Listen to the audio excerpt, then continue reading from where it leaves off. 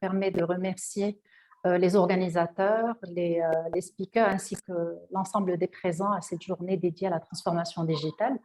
Euh, je, Comme j'ai été annoncée, Selma Karim, chef de département Capital Humain et Innovation à l'Agence de développement du digital. J'ai en charge principalement un chantier national dans le domaine de la formation du digital qui s'appelle Génération Digitale et c'est l'objet de ma présentation aujourd'hui. Et en plus de cette casquette formation, j'ai aussi l'honneur de piloter l'activité de développement de la recherche et innovation dans le domaine du digital au sein de la structure ADD. Voilà, donc sans trop tarder, je vais partager mon écran. Donc j'espère que vous arrivez à voir ma présentation. Donc d'abord, pour pouvoir initier un petit peu la discussion autour de la transformation digitale et le rôle de la formation à son service, je me permets d'abord de présenter brièvement notre agence, qui est l'Agence de développement du digital qui a été créée en vertu de la loi 6116 et qui permet de lui adosser le rôle de mise en œuvre de la stratégie de l'État en termes de digitalisation. Et nous sommes un établissement stratégique à autonomie financière placé sous tutelle actuellement du ministère délégué auprès du chef de gouvernement en charge de la transition numérique et de la réforme de l'administration. Donc, les principales missions de notre agence étant de déployer la transformation digitale au Maroc à travers 3 pôles principaux qui sont la transformation digitale de l'économie, la transformation digitale de la société et la transformation digitale de l'administration, étant 3 socles très importants qu'il leur faut beaucoup de préalables à la transformation digitale, notamment à travers un environnement et une confiance digitale qui se perpétue à travers une réglementation adéquate, une infrastructure digitale de qualité et qui couvre la totalité du territoire de notre royaume et enfin la qualification du capital humain qui est le moteur de cette transformation digitale. Donc l'ADD, elle compte dans le cadre de sa feuille de route 15 chantiers, donc 5 ont été listés prioritaires, dont celui dédié à la formation qui est celui baptisé Génération Digitale et qui porte plan national dans le domaine, plan national de formation dans le domaine du digital. Donc, je vais vous donner quelques éléments de contexte parce qu'avant d'opérationnaliser ce chantier et de pouvoir lister un petit peu les principales initiatives et programmes dont relève ce chantier, nous avons fait quand même une étude dès 2019 pour pouvoir analyser l'adéquation entre la formation dans le domaine du digital, donc essentiellement IT à l'époque, et les emplois à pourvoir dans le domaine du digital et voir éventuellement est-ce qu'on match ou pas avec les réalités du marché, est-ce que les universités, les établissements d'enseignement supérieur, mais pas que, les établissements et acteurs de la formation professionnelle, privés et publics, arrivent à pouvoir combler les besoins qu'a notre pays en termes de profils pointus dans le digital et qui vont catalyser et accompagner ces transformations digitales. Donc, le constat étant que l'offre de formation au Maroc, c'est autour de 10 000 à 12 000 profils formés dans le digital.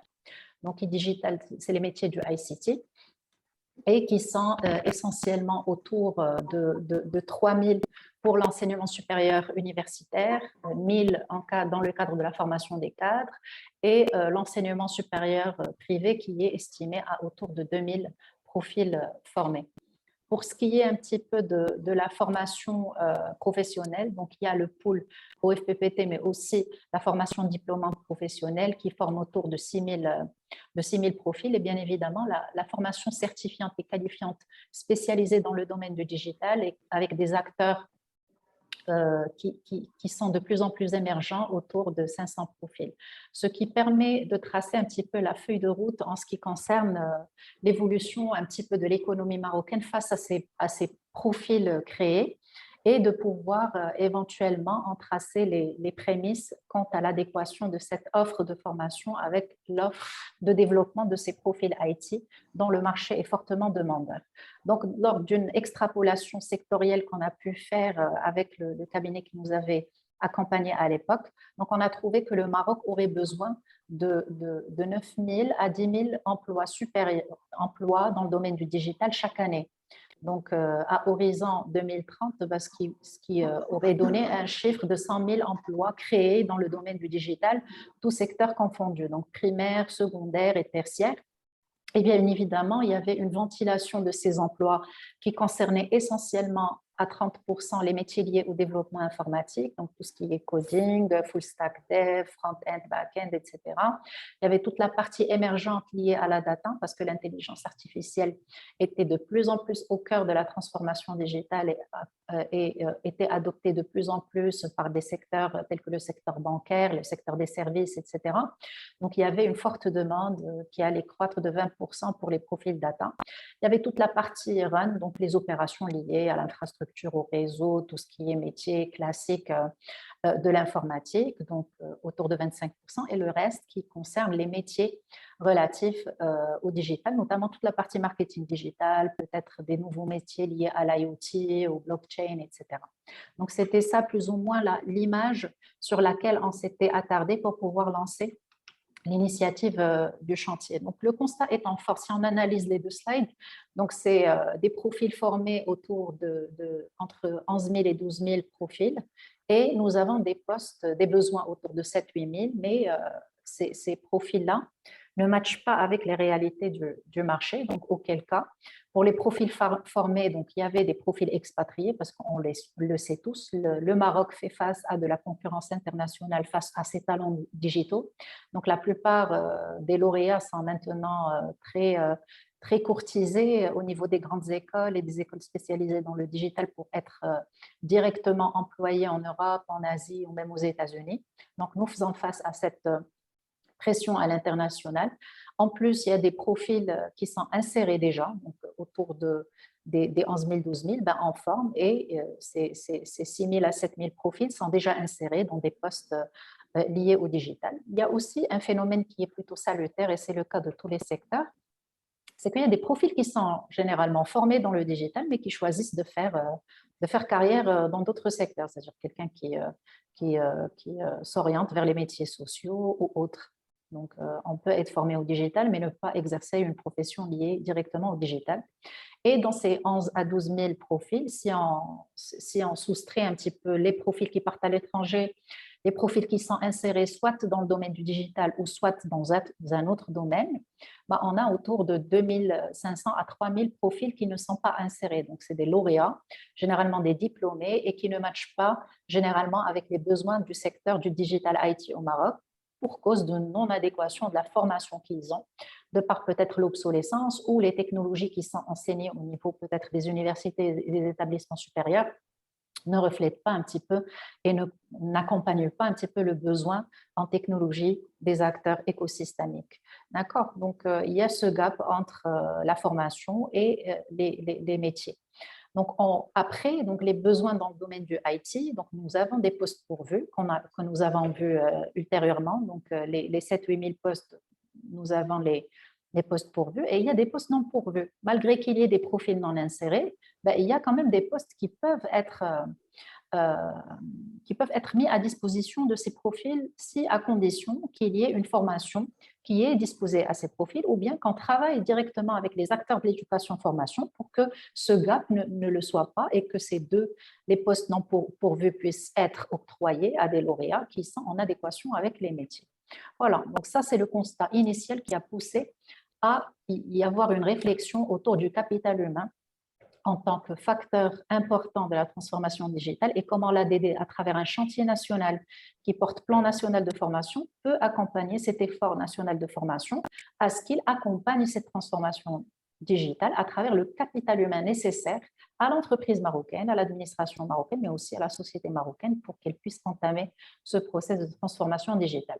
Donc, en récapitulatif, donc, il y a des éléments de contexte qui sont réels, donc les besoins de talents digitaux ne fera que accroître. Donc, cette étude a été menée en 2019. Entre-temps, Covid est passé, et le constat est encore plus ancré et plus flagrant, parce que la digitalisation s'est accélérée au Maroc à cause des réalités du Covid, et que là, les métiers du digital sont des métiers sous tension, et beaucoup de demandes sont là dans le marché pour pouvoir recruter et attirer les profils digitaux. Malheureusement, ces profils il y a une exode vers l'international. Donc, on fait face à cette concurrence internationale avec autour de 1000 profils qui quittent le Maroc chaque année pour aller travailler ailleurs dans le domaine du digital.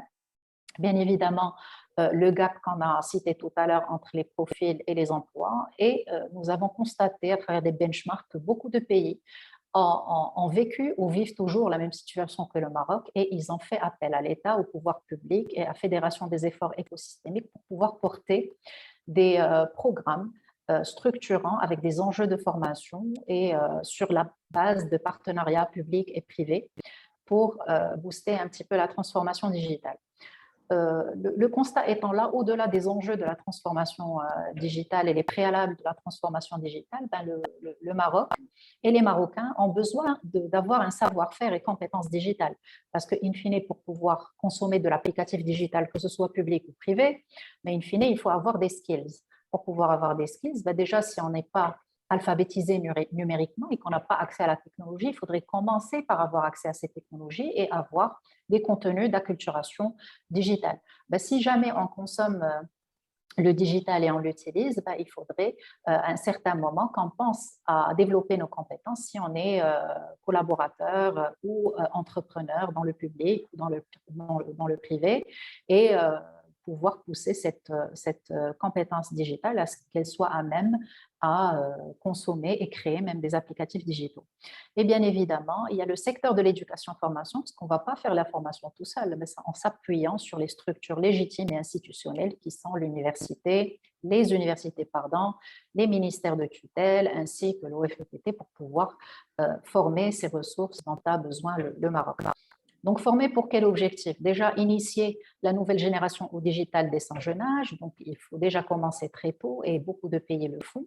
Et heureusement, entre-temps, le Maroc a pu pouvoir inclure des curriculums dans le domaine du digital pour les enfants du primaire. Donc, actuellement au Maroc, dans le cadre des activités scientifiques, donc les SVT, Nachat el-Ilmi qu'on appelle communément, il y a en 5e et 6e année du primaire des heures de coding que les professeurs de technologie disposent aux enfants des 5e et 6e années du primaire dans le système scolaire public marocain.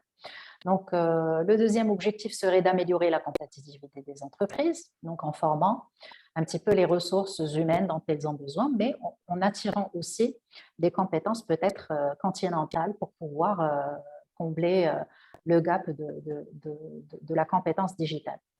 Pouvoir aussi aider les employés du privé et du public à mettre à jour leurs compétences pour s'adapter à un environnement de plus en plus digitalisé, pouvoir former le grand public, promouvoir la culture digitale et sensibiliser aux usages du digital en faveur des citoyens marocains, parce qu'in fine, ben, ils seront amenés à consommer de l'applicatif digital public pour tout ce qui est documents administratifs, procédures administratives, mais aussi de l'applicatif privé, que ce soit les services bancaires ou bien le e-commerce, etc., etc. Donc, pour ce qui est d'un troisième objectif, étant de développer une offre de services quand même capable d'accompagner le secteur d'éducation-formation à catalyser la transformation digitale des pratiques pédagogiques, donc pour pouvoir massifier cette formation, pouvoir la dupliquer, pour pouvoir maintenir l'inclusion et l'égalité des chances face à des personnes qui n'ont pas forcément les structures physiques qu'il faut, donc pouvoir en faire du digital un moyen d'inclusion par la formation et bien évidemment pouvoir combler le gap entre les curricula et les contenus, les filières, les métiers qui sont enseignés du fondamental en passant par le supérieur et le professionnel, et bien évidemment former les formateurs pour qu'ils puissent déployer ces formations qui seront en matching avec les besoins en employabilité.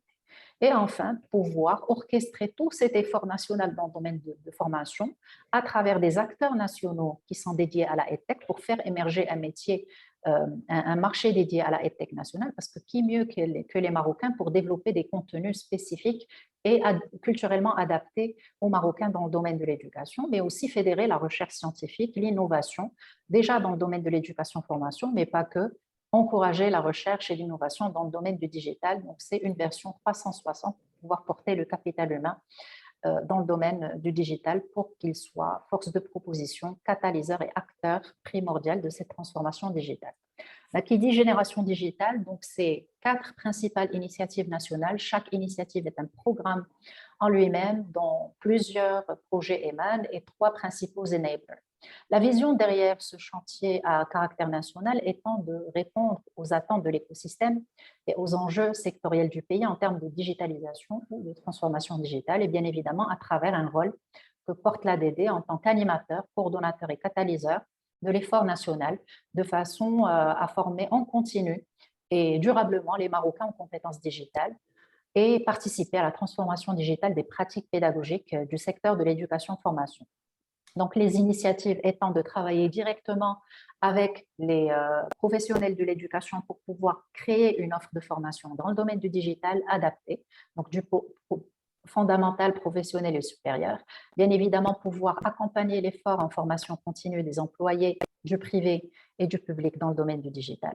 Donc, pouvoir créer une dynamique de co-construction et d'innovation à travers des structures technologiques dédiées aux EdTech, donc à travers des Fab Labs EdTech, des showrooms technologiques, des espaces de co-construction, de création, de testing des applicatifs EdTech, et bien évidemment pouvoir faire de la culture digitale, de l'acculturation digitale, une locomotive qui permet à ce que le citoyen puisse être sensibilisé, être un vrai acteur de la transformation digitale.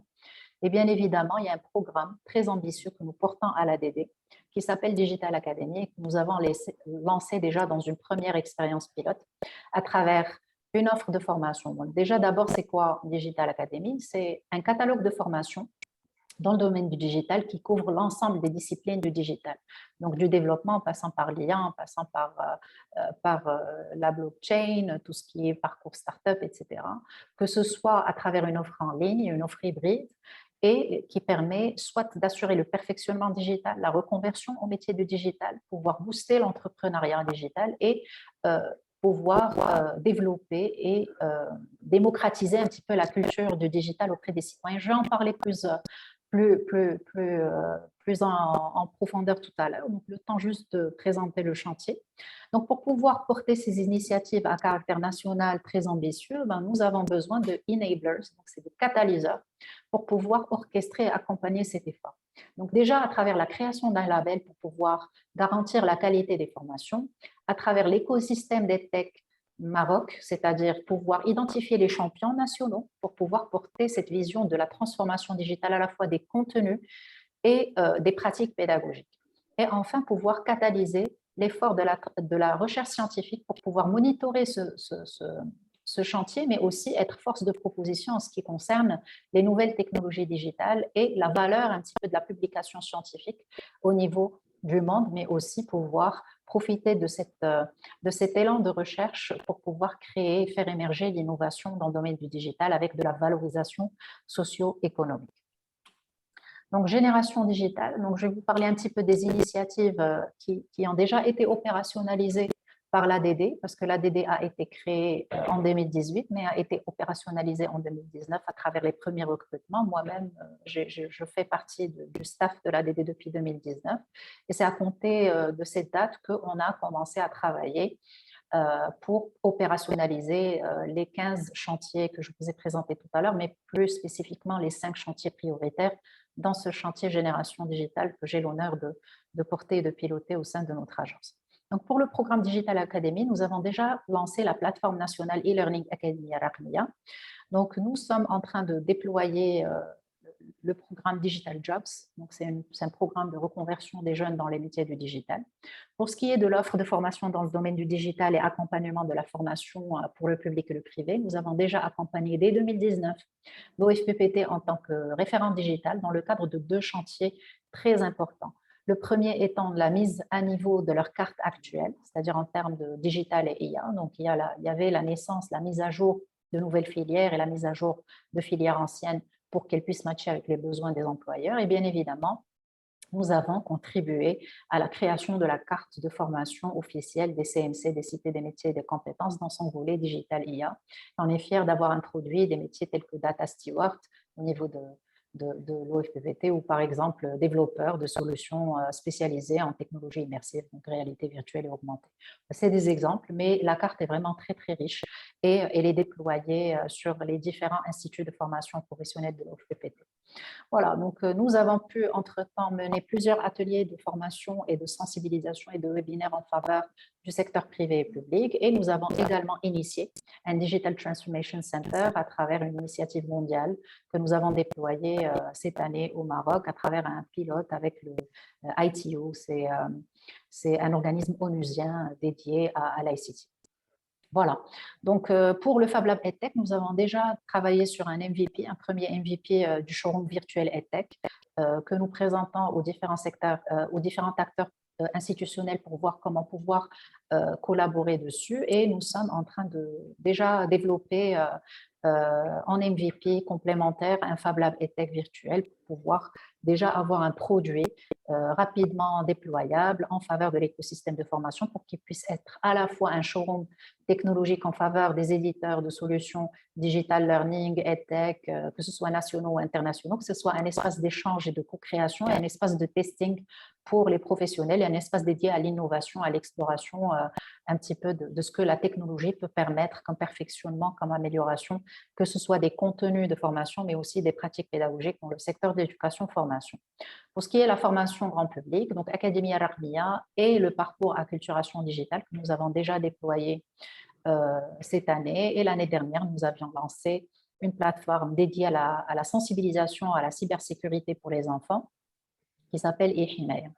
Donc, pour ce qui est de l'effort national de la recherche appliquée, nous avons lancé dès 2019 un premier programme de recherche appliquée dans le domaine de l'intelligence artificielle baptisé le Khawarizmi. Entre-temps, c'est des projets de recherche appliquée sectoriels qui sont identifiés. Donc, actuellement, 45 projets sont en train d'évoluer à travers une communauté de recherche très active et nous notons déjà pour cette première année d'avancement des projets à travers la contractualisation que nous avons plus d'une centaine de publications nationales dans le domaine de l'intelligence artificielle et c'est déjà une fierté pour le programme.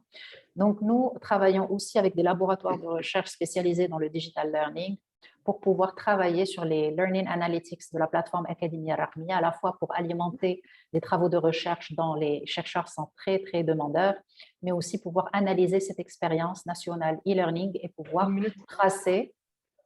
Une minute. Oui.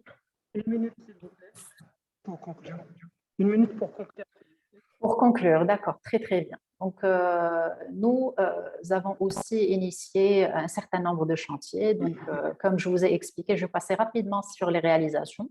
Donc, il y a l'Académie Al-Rahmiya qui vise à former déjà les entreprises, les administrations et le grand public à travers un curriculum de formation qui est facilité par des partenaires technologiques, mais aussi à travers 11 parcours de formation qui sont disponibles sur la plateforme, donc academiarahmiya.gov.ma.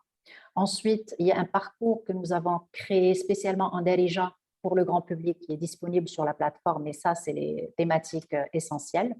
Donc, c'est une plateforme très ludique, donc je vous laisse le soin d'aller la googler et de pouvoir, si vous êtes intéressé, renseigner le formulaire de manifestation d'intérêt pour qu'on puisse vous donner les accès.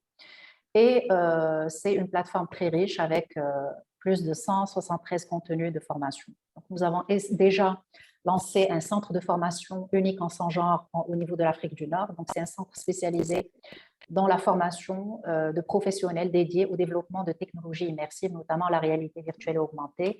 C'est un centre hébergé au niveau de l'UM6P de Ben Guerir. Donc, c'est un partenariat public-privé et nous formons à la fois les smart workers issus des entreprises et des industriels, les educators, donc c'est des formateurs et éducateurs issus des cycles, de tous les cycles de formation. Nous formons des développeurs spécialisés et nous formons des étudiants également. Le programme Khawarizmi, c'est 250 projets de recherche déposés, 45 projets retenus, une enveloppe de 50 millions de dirhams. Et nous avons des applicatifs sectoriels déjà dans le domaine de la santé, de l'énergie, de l'industrie, l'agriculture, les sciences de l'éducation, transport et j'en passe. Et nous avons 40% de ces projets qui sont dédiés au domaine de la santé. Donc, merci pour votre attention.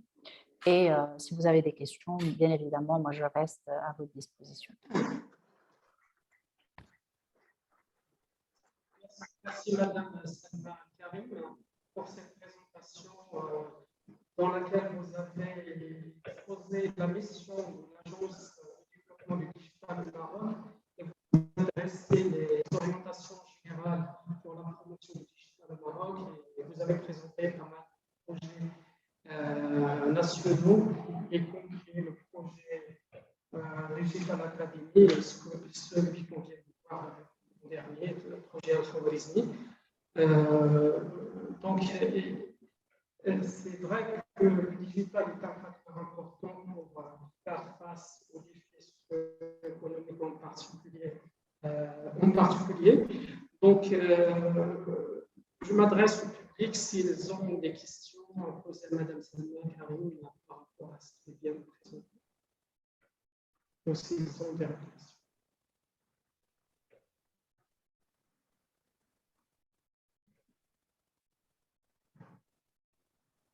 Alors, moi, je voulais juste poser une question pour initier la phase de questions. C'est que vous avez parlé aujourd'hui sur la migration des compétences.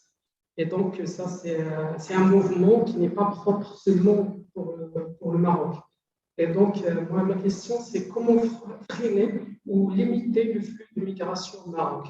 Donc, ces compétences-là qu'on forme, et donc, on se donne autant d'appel, autant d'argent pour les former, et par la suite, il y a des multinationales qui aillent ailleurs pour travailler et ne bénéficient pas à 100% de cette matière grise.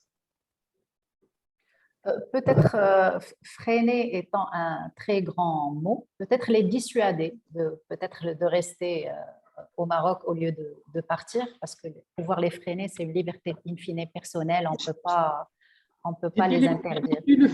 Limiter le flux de migration. Tout à fait. Pour ce qui est du flux de migration, en fait, il faut le voir comme une opportunité à la fois et une menace, et je m'explique. Donc, des pays comme l'Inde, par exemple, connaît des flux encore plus importants de migration vers les pays technologiques, mais ce qui lui permet dans un deuxième temps, c'est de rapatrier un petit peu ces profils par la suite en tant qu'investisseurs, en tant qu'acteurs, en tant que décideurs et acteurs incontournables de la transformation digitale. Il y a aussi le facteur lobbying au niveau des grandes structures technologiques. Donc, quand vous êtes au niveau des GAFAM, il y a beaucoup d'Indiens qui occupent des postes de top management, donc ce qui draine beaucoup d'investissements pour l'Inde en termes d'outsourcing et de sous-traitance. Donc, il ne faut pas prendre les choses comme toujours étant des menaces, sachant que ces jeunes, ils partent pour apprendre la technologie et peut-être revenir faire des transferts technologiques. Parce qu'au Maroc, actuellement, nous ne produisons pas encore de technologie, nous en consommons. Donc, en termes de profilage, si ces personnes partent à l'étranger, ils peuvent être des facteurs de nationalisation, de la création de cette technologie. Donc, à travers l'entrepreneuriat, à travers la participation active dans la prise de décision et les politiques publiques. Donc, c'est un moyen d'orienter un petit peu cet effort, parce que déjà, le fait de ne pas le subir étant déjà un point positif. Comment l'orienter? Faire de cette diaspora une force de proposition en interne, une force d'investissement, mais une force de lobbying à l'international. Donc, vous avez vu comment les vaccins ont été gérés avec la personne marocaine en Corée. C'est quelqu'un de haut niveau de Samsung, donc ce qui a pu faciliter un certain nombre d'accès aux vaccins, etc. Donc, il y a des facilitateurs comme ça. S'ils n'étaient pas à l'étranger, ben, on ne les aurait pas. Après, pour tout ce qui est métier, c'est-à-dire qu'il y a déjà de la demande en interne. Il faut juste qu'on fasse matcher ces profils qui ne sont pas forcément informés qu'il y a des opportunités de développement de leur carrière. Par exemple, nous, on a un pool de développement de la réalité virtuelle et augmentée, tout ce qui est gaming, tout ce qui est parcours en réalité virtuelle et augmentée. Peut-être les jeunes ne sont pas assez informés de l'existence de ce centre et font peut-être le choix d'aller à l'étranger au lieu de rester au Maroc, développer ce secteur qui est très opportun, par exemple. Donc, il y a un effort de sensibilisation et de communication au Maroc. Si on leur explique qu'il y a les mêmes chances de développer des compétences et de pouvoir travailler sur le nec plus ultra de la technologie, ben, ils resteront au Maroc parce que l'avantage, c'est que c'est leur pays et qu'il y a l'avantage de l'appartenance, de la famille et beaucoup d'autres avantages liés à l'identité et de l'effort de contribuer à une vision nationale. D'accord? Donc ensuite, peut-être en termes de vis-à-vis, donc toute la partie visa technologique, il y a beaucoup de pays européens qui facilitent d'accord, des visas technologiques, notamment la France, entre autres. Ils ont des visas très express pour pouvoir laisser ces jeunes rapidement aller chercher de l'emploi. Donc, peut-être c'est un niveau de négociation de notre diplomatie au niveau de ce vis-à-vis. C'est-à-dire que pour les pays qui font ces mesures-là, qu'on ait des mesures pour contrecarrer un petit peu ces mesures de visa express.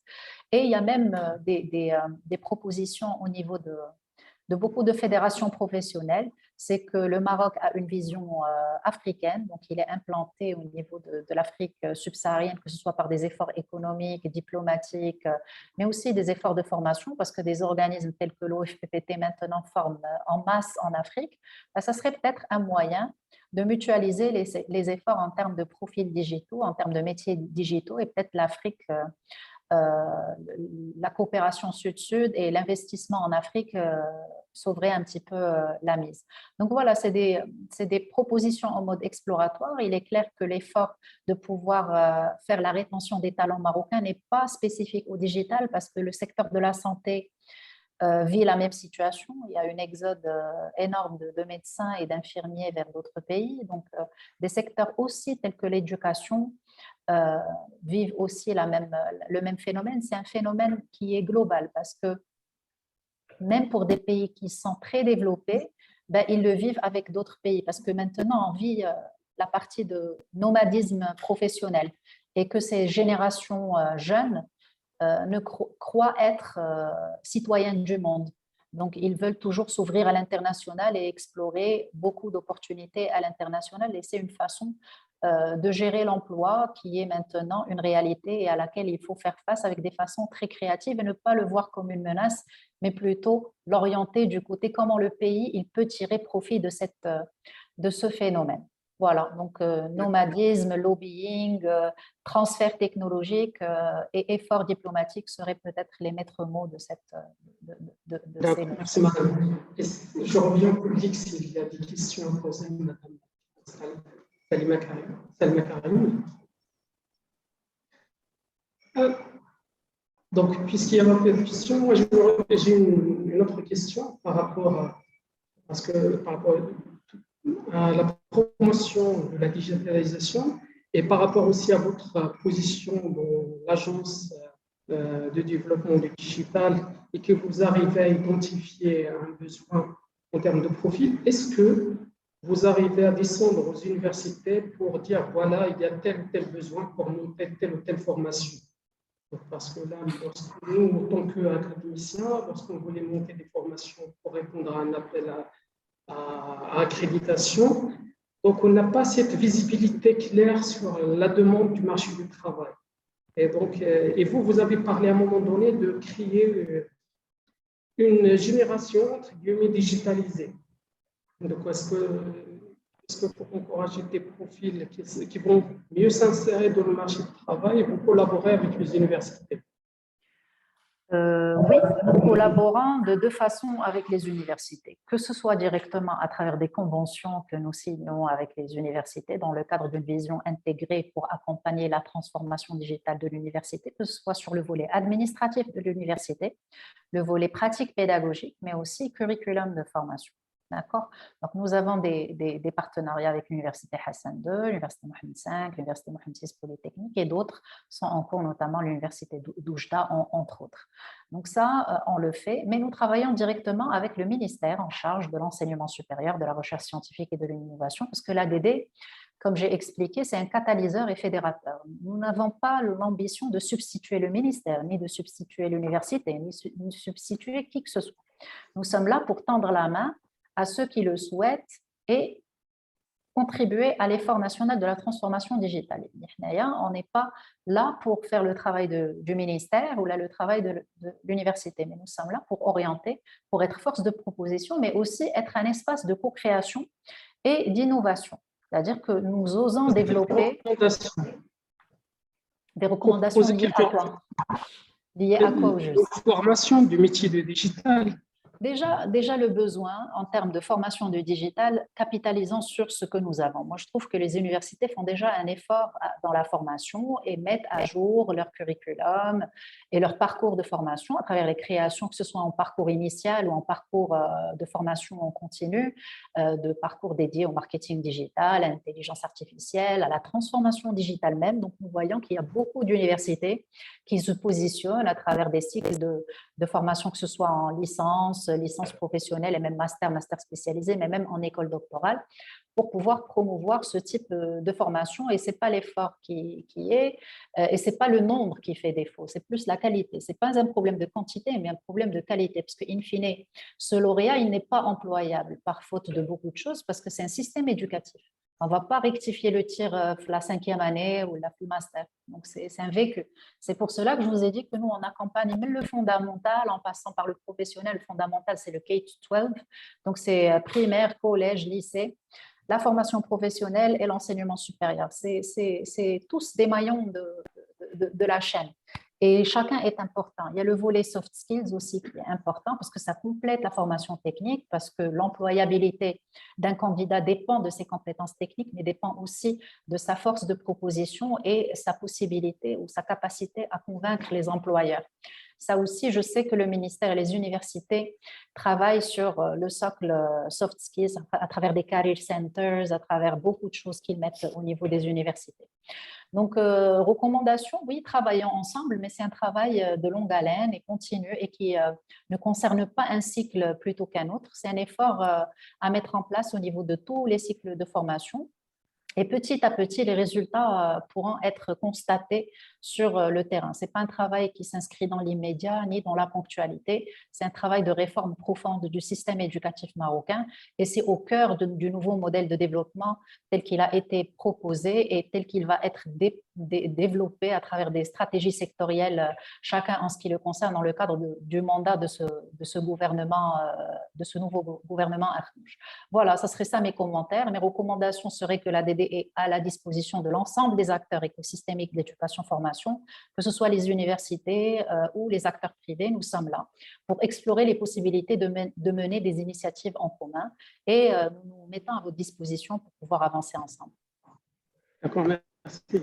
J'ai une question ici de Mme Laura Koun, vice-présidente de la Commission. Merci, chers collègues. Merci, chère Madame Salma, pour la qualité de la présentation, qui était vraiment très, très riche en informations et aussi riche en recommandations. Il y a pas mal de points qui étaient vraiment très intéressants en termes de, je dirais, de recommandations pour nos jeunes chercheurs, pour nos jeunes ingénieurs qui voudraient travailler dans le domaine de la digitalisation, surtout la transformation digitale, comme ça a été bien précisé aujourd'hui, parce qu'il y a vraiment une grande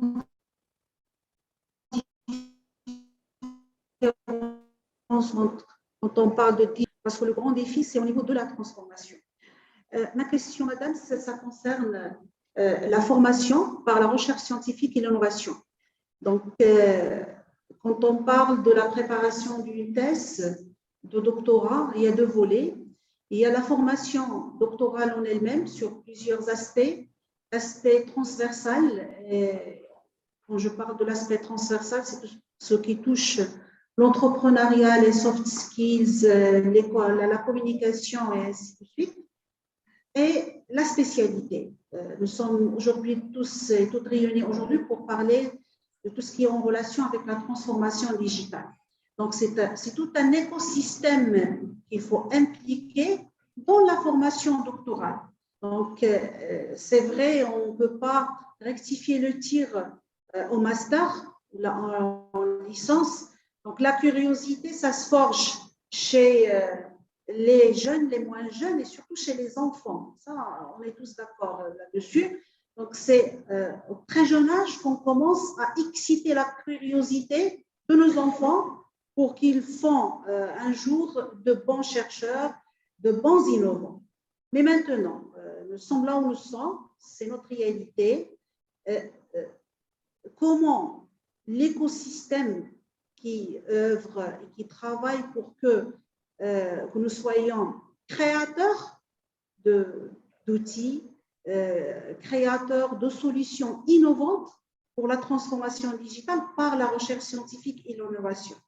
Je suis sûre et certaine que ce n'est pas l'affaire uniquement de l'université. L'université forme, prépare nos jeunes à travers tous les cycles de formation que vous avez cités, mais une fois qu'on est en doctorat, nos jeunes chercheurs se trouvent confrontés à un environnement qui n'est pas prêt pour les accompagner dans des domaines innovants. Donc, c'est ça le grand défi que vivent nos jeunes chercheurs actuellement. Ils veulent aller en avant et travailler avec la communauté scientifique internationale qui travaille sur la transformation digitale. Je réitère, Madame, mes chaleureux remerciements pour la qualité de la présentation que vous avez offerte à l'assistance aujourd'hui. Merci beaucoup. Merci, chers collègues. Merci, Madame. Très bien, donc à mon tour de remercier Madame pour la qualité de sa question. C'est une question effectivement très pertinente et je vais donner un exemple parce que, comme je vous ai dit, nous, on n'a pas l'ambition de substituer les acteurs, mais on montre l'exemple. Nous avons l'agilité nécessaire à la transformation digitale de par notre qualité d'agence nationale stratégique qui déploie la stratégie de digitalisation et de transformation digitale de notre pays. Donc, je vais vous donner l'exemple du programme Al-Khawarizmi. Donc, le programme Al-Khawarizmi, c'est un programme d'appui à la recherche scientifique appliquée dans le domaine de l'intelligence artificielle. Donc, c'est un programme pour appuyer la recherche scientifique, mais aussi pour appuyer l'innovation. Qu'est-ce que nous faisons au sein de ce programme Khawarizmi? Donc, nous avons une communauté de chercheurs de 45 projets de recherche spécialisés chacun dans son secteur. Donc, je vous ai exposé un petit peu les secteurs tout à l'heure. Ça passe de la santé aux sciences du langage, en passant par l'industrie, l'environnement, etc. Donc, dans un premier temps, au-delà de vérifier que les datasets sont disponibles et que les chercheurs avancent sur leur algorithme et leur applicatif et sur leur théorie, nous les avons accompagnés quant à la compréhension un peu des technologies. Parce que quand on parle de laboratoires de recherche et d'applicatifs sectoriels dans le domaine de l'IA, c'est des équipes de recherche multidisciplinaires. Donc, il y a des informaticiens qui font de l'algorithme, donc le développement. Il y a des spécialistes de la data, donc, qui connaissent un petit peu les préalables de l'intelligence artificielle, mais il y a des spécialistes métiers, notamment peut-être des médecins, des linguistes, des spécialistes environnementaux. Donc, il faut qu'on forme aux technologies. Et c'est ce que nous avons fait pour le Khawarizmi en mettant à disposition, et c'est en cours, des accès à la plateforme Académie Arabia et nous avons un parcours spécialement dédié à l'intelligence artificielle, au big data et ces chercheurs peuvent se former en self-paced, c'est-à-dire en mode asynchrone, à leur rythme, en fonction de leur emploi du temps pour se perfectionner. En plus de ça, le programme Khawarizmi, on a voulu animer cette communauté des chercheurs en les ouvrant sur l'écosystème direct, donc à travers les financeurs, à travers les partenaires institutionnels nationaux et à travers les partenaires institutionnels internationaux, à travers une série de formations aussi. Donc, nous avons déjà organisé une première formation pour la communauté Khawarizmi, histoire de les accompagner au brevetage, aux techniques de brevetage spéciales pour les logiciels, parce qu'in fine, c'est des applicatifs et il faudrait qu'ils puissent protéger leurs propriétés intellectuelles, d'accord, et la propriété intellectuelle des algorithmes et des codes qu'ils auront produits. Donc, la problématique qu'on ignorait et qu'ils ignoraient, c'est que des fois, la publication scientifique, parce que c'est une communauté de chercheurs, donc le premier souci étant de publier, d'être visible dans la communauté de recherche. Donc, la plupart faisaient le rush sur la publication scientifique, et auquel cas, si jamais on publie des extraits du code ou des extraits de l'algorithmie, on n'a plus le droit de pouvoir clamer la propriété intellectuelle de ce produit. D'accord? Donc, c'est quelque chose qu'on a veillé à ce qu'on véhicule auprès des chercheurs à travers des formations, des one-to-one, des entretiens, etc. Nous avons vocation à l'ADD de pouvoir animer et faire émerger l'écosystème des startups à travers une direction qui est complètement dédiée. C'est la direction écosystème. Donc, nous travaillons avec cette direction confrère à l'ADD pour pouvoir animer des séminaires sur comment booster l'entrepreneuriat digital de ces projets. D'accord? Donc, c'est quelque chose que nous sommes en train de mettre en œuvre. Il y a aussi les partenaires sectoriels institutionnels, parce qu'in fine, on les a impliqués en amont à travers l'évaluation sectorielle du projet. On ne s'est pas contenté que les experts du CNRST scientifiques puissent évaluer le projet classiquement, comme ce qui est d'habitude de faire. Donc, on a mobilisé l'ensemble des départements ministériels à travers des experts qu'ils ont déployés pour voir si ces projets de recherche feraient l'objet de valorisation à travers ces ministères une fois les projets terminés. Donc, c'est quelque chose, c'est-à-dire les 45 projets de recherche que nous avons dans le cadre du programme Khwarizmi sont des projets approuvés par la communauté sectorielle, notamment les ministères. Donc, le ministère de la Santé, il approuve l'ensemble des 40% des projets que nous avons et ainsi de suite pour qu'in fine, ils puissent adopter les solutions qu'ils auront développées. Nous aussi, on s'ouvre aux banques, aux financeurs pour pouvoir les connecter dans des stades un petit peu avancés de la recherche scientifique, histoire de pouvoir entamer la valorisation socio-économique, notamment que ce soit à travers la cession de licences ou la création de start-up ou la création de structures pour valoriser ces applicatifs sectoriels dans le domaine de l'IA. Donc, c'est un petit pilote que nous mettons. Donc, c'est juste pour pouvoir montrer l'exemple. Donc, le programme Khwarizmi, c'est un programme précurseur dans le domaine de l'IA sur le volet national, mais aussi régional, parce que c'est l'un des rares projets dédiés à l'IA en Afrique du Nord. Et je veux dire la recherche appliquée dans le domaine de l'IA dans l'Afrique du Nord, et que nous voulons en faire un modèle pour l'ensemble des projets de recherche que l'ADD va mener, que ce soit dans le domaine des technologies immersives ou dans le domaine de la blockchain ou l'IoT par la suite, etc. Donc, nous formons, nous facilitons l'accès aux partenaires socio-économiques et nous fédérons à travers de l'événementiel dédié. C'est-à-dire que dans le cadre de ce projet Khwarizmi, nous allons mettre en œuvre des rendez-vous spécialisés à l'intelligence artificielle et au développement sectoriel des applicatifs en intelligence artificielle. Tout ça, c'est prévu pendant la durée du programme qui est d'une durée de 3 ans. Nous avons entamé la première année. Cette première année était surtout l'occasion de pouvoir s'assurer que les financements ont été administrés, que les datasets sont identifiés par les chercheurs de projet, que les équipes des chercheurs et des doctorants ont été identifiés et que les travaux avancent. Nous avons comme principale prestation avoir animé des ateliers sectoriels, avoir fait de la formation dans le brevetage et la propriété intellectuelle et industrielle, donc, et avoir donné l'accès à de la formation en ligne dans le domaine technologique dédié à ce projet de recherche. Donc, pour répondre à votre question, donc oui, on doit s'ouvrir sur la communauté de recherche nationale, pouvoir l'appuyer par de la formation spécialisée dans le domaine du digital, pouvoir lui faciliter l'accès aux acteurs sectoriels à même de lui proposer des pistes de valorisation socio-économique, que ce soit à travers l'entrepreneuriat, le financement ou la cession de résultats de recherche, et bien évidemment pouvoir animer cette communauté à travers la publication scientifique qui est le nerf de la guerre de la recherche scientifique, à travers des rendez-vous dédiés, des journées où ils peuvent communiquer, ils peuvent faire rayonner leur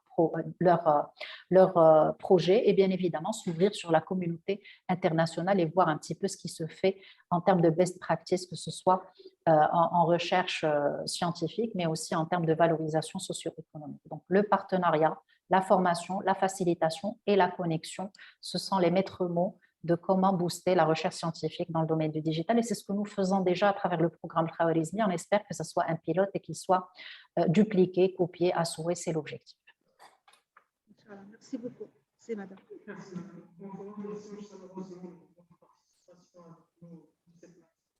Merci.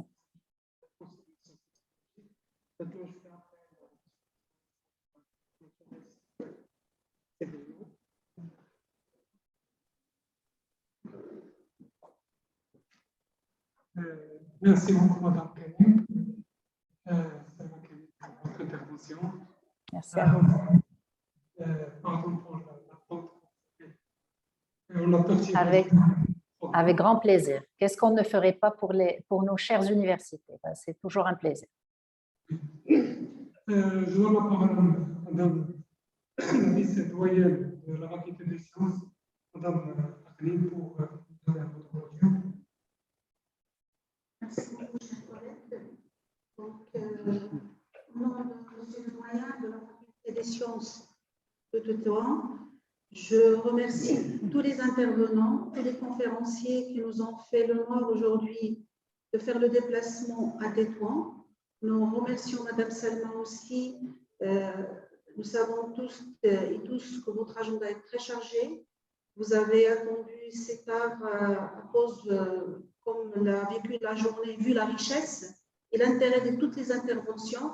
Nous avons trouvé du mal, le comité d'organisation chaque fois trouvait du mal à arrêter l'un de nos conférenciers vu l'intérêt de tout ce qu'ils ont partagé avec nous, avec les enseignants-chercheurs ici présents dans la salle, nos chercheurs, nos doctorants, nos ingénieurs.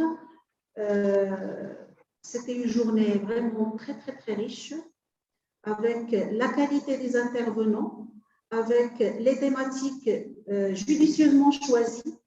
Donc, ce sont des thématiques d'actualité et qui bougent d'une manière spectaculaire. Tout à l'heure, le premier conférencier, M.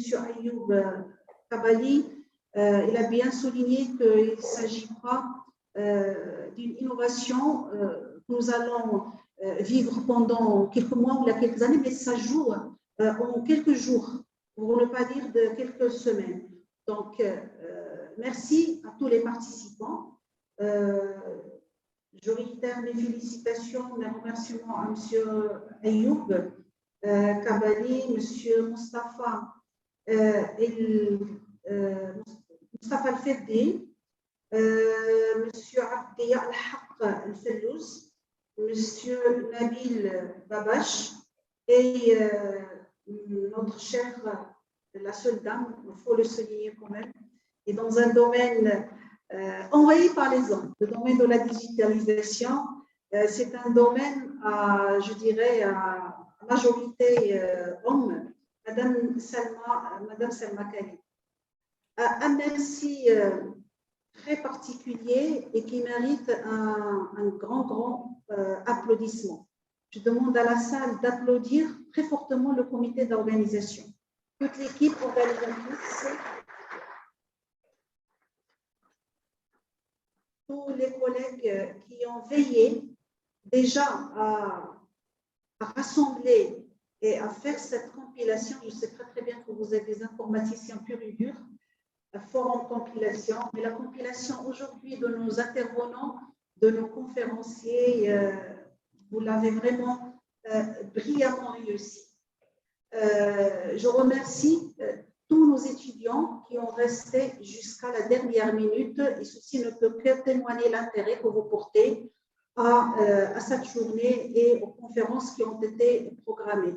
Un grand merci aussi à mes collègues, chers professeurs, qui ont resté aussi jusqu'à cette heure-ci, que je suis en train de prendre la parole. Et nous donnons rendez-vous, M. Zas nous a promis qu'il va programmer, Inch'Allah, très prochainement un autre événement qui va dans ce sens pour ne pas perdre le fil. Donc, merci à tout le monde et à très bientôt, Inch'Allah, avec une activité aussi réussie que celle d'aujourd'hui.